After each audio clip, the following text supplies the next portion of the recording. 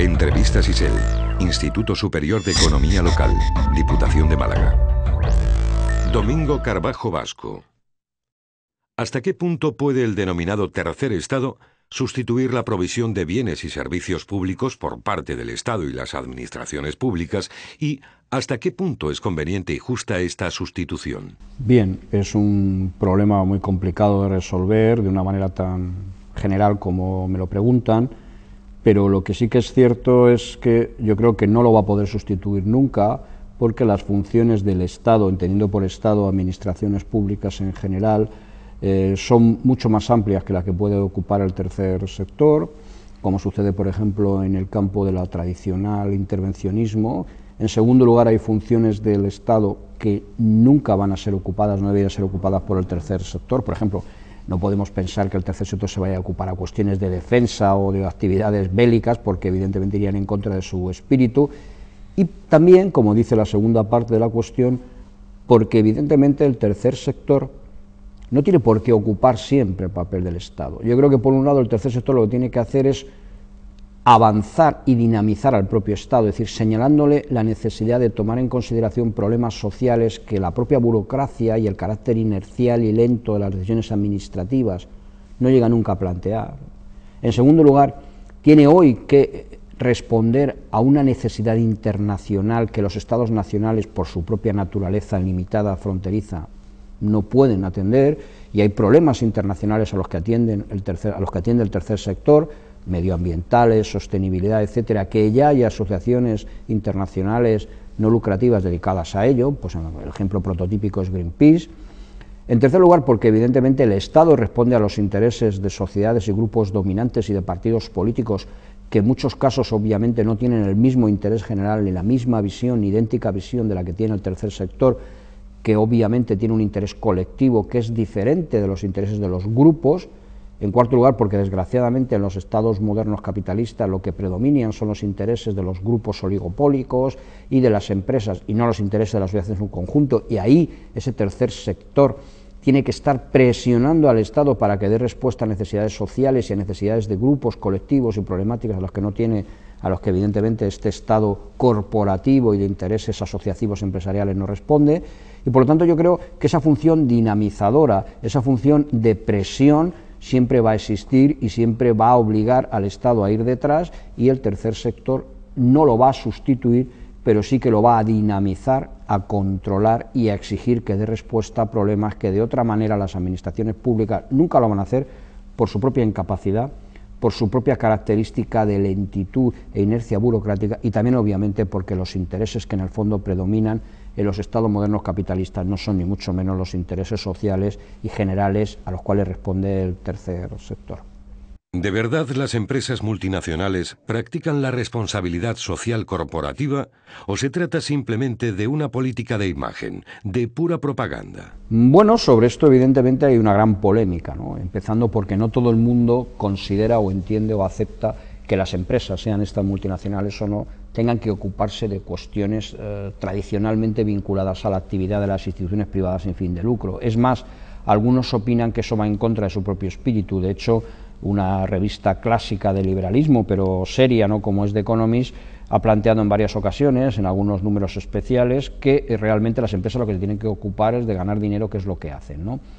Sin embargo, el mero hecho de que se plantee la pregunta revela que las empresas ya no tienen solo que plantearse en su vida ordinaria los problemas propios de la vida empresarial, que al fin y al cabo son gestionar recursos y ganar dinero, sino que tienen que responder a algo más que a sus accionistas, tienen que responder a lo que se conoce en la terminología anglosajona, por utilizar hoy por hoy, como decía el gran maestro Rubén Darío, tantos millones de hombres hablaremos inglés, a los stakeholders, es decir, a los terceros que les van a exigir cuestiones no directamente ligadas al puro reparto del beneficio, ¿no? Y evidentemente entre esos stakeholders está la propia sociedad civil, que le pide a las empresas, que son al fin y al cabo la sociedad capitalista o sociedad de mercado, si queremos utilizar el eufemismo ad usum, pues algo más que provean unos buenos bienes y servicios de buena calidad y, en fin, en unos precios competitivos, sino que les demandan también que actúen para ayudar a esa sociedad a resolver problemas sociales.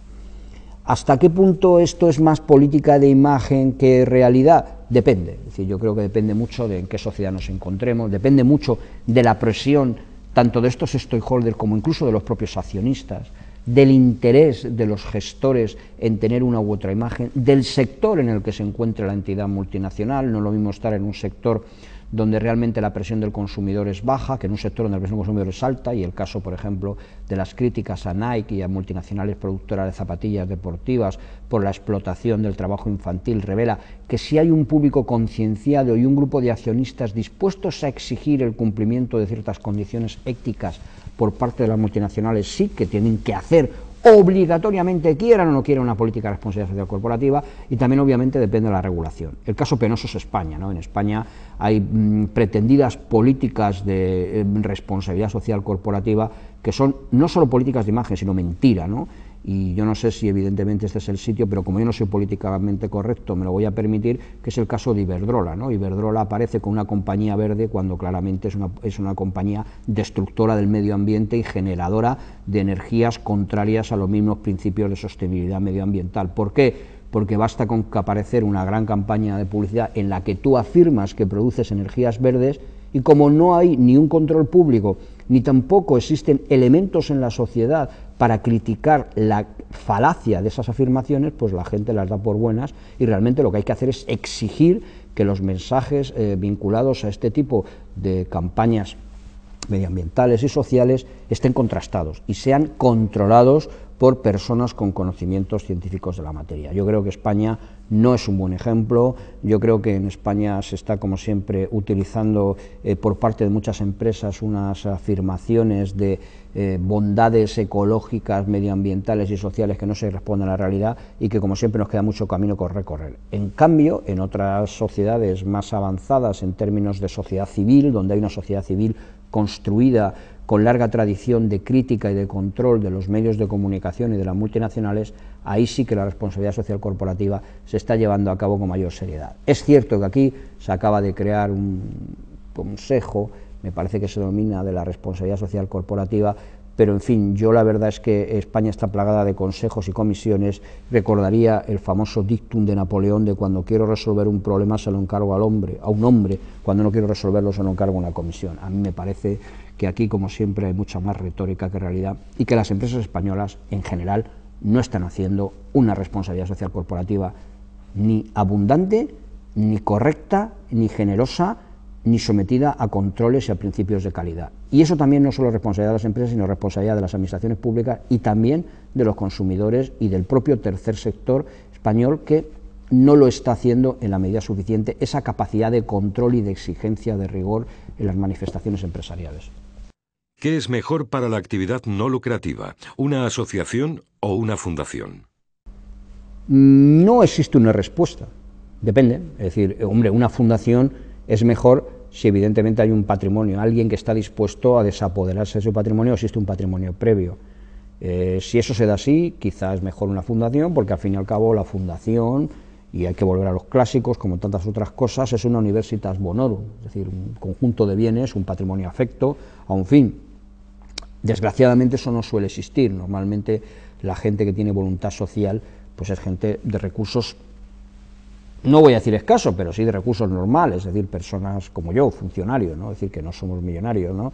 Y entonces en ese caso lo mejor es ir a la asociación, porque permite aunar voluntades y esfuerzos y trabajo para conseguir el fin. Pero no hay una respuesta, es decir, no se puede plantear si mejor es una u otra. Depende, ya digo, sobre todo de los medios que se tengan, y también depende obviamente de la continuidad, del tipo de problema al que se pretenda resolver, del interés que exista, de la identidad entre las personas. Es decir, si no hay identidad entre las personas, es que hay que plantearse una asociación, porque aquello no va a funcionar.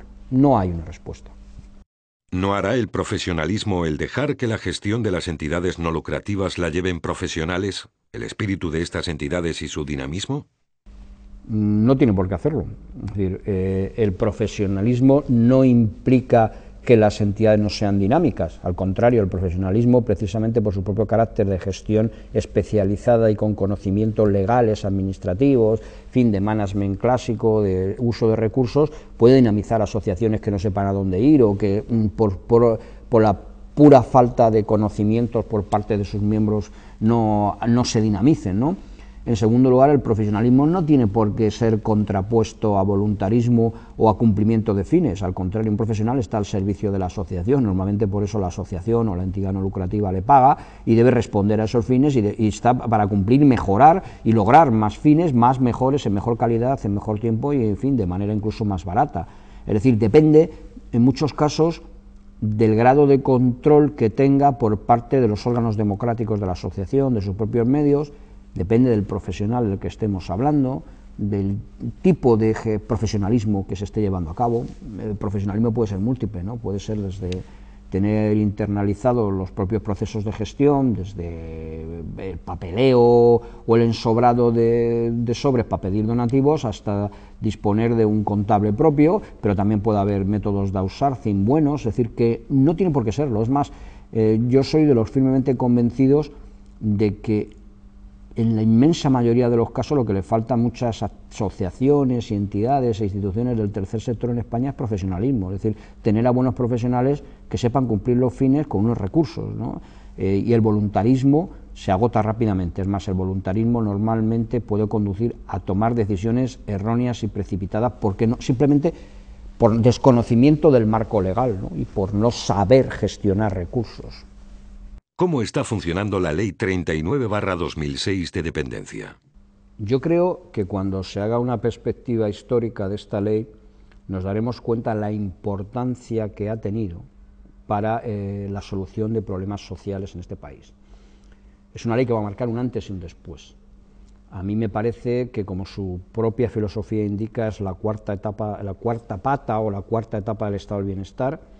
Era una ley necesaria, imprescindible, justa, conveniente y además económicamente muy eficiente. ¿Por qué?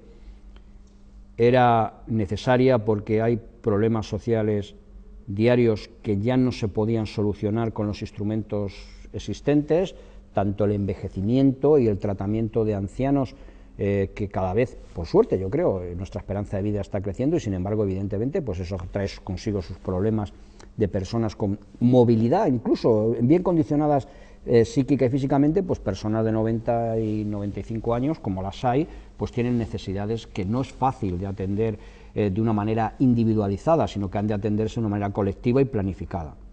En segundo lugar, porque la discapacidad sigue estando maltratada, ¿no?, en este país en términos de recursos y atención. Teníamos muchas leyes, pero no había recursos para solucionarlo. Aquí se suele poner primero la ley y después se ponen los medios. En tercer lugar, porque había una enorme injusticia en la atención a este tipo de problemas sociales, fundamentalmente a dos: al problema del envejecimiento y al problema de la discapacidad mental o física de cualquier tipo, que era que eso lo trataba la familia, lo sostenía la familia y fundamentalmente la mujer, es decir, que había un componente de género indudable. Entonces es un componente de injusticia y un componente falto de ética, y cuando eso no se puede sostener porque es injusto y éticamente reprobable, hay que solucionarlo, y para eso están los poderes públicos y la sociedad, que debe exigir a los poderes públicos. Yo creo que la Ley 39 va en ese sentido.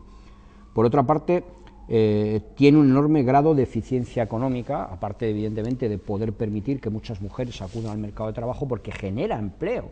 El sector social, la necesidad de atención a personas con discapacidad física, psíquica y a personas de la denominada ahora cuarta edad, pues genera empleo.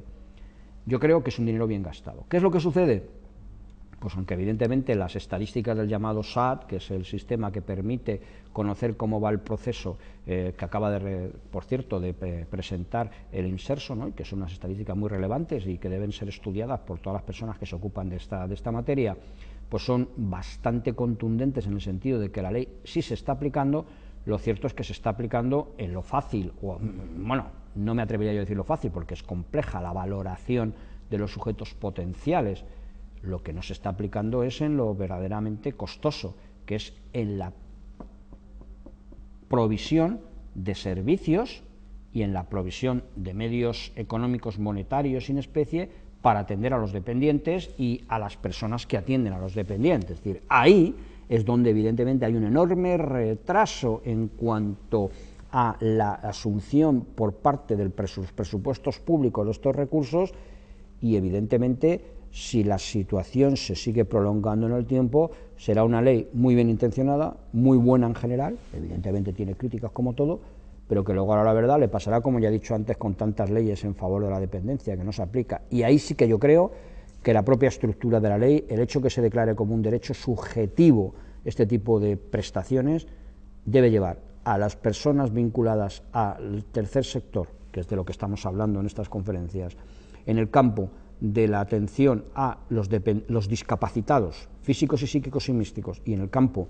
de la vejez, a exigir un cumplimiento de esa ley. La ley no puede quedar en un papel, no se puede estar produciendo el retraso en la aprobación de los IPAs, ni el retraso, evidentemente, en la prestación de los recursos, simple y pura y llanamente porque no los hay, y porque, claro, es mucho más bonito decir que se está cumpliendo en el papel, alargando los procesos de valoración y alargando los procedimientos todo lo que se pueda, sin aportar al final ningún euro a atender a esos sujetos valorados. Veremos, quizá todavía hay una cierta esperanza, pero empiezan a aparecer cuestiones preocupantes de claros procesos de dilación por parte de determinadas comunidades autónomas en el cumplimiento de la ley.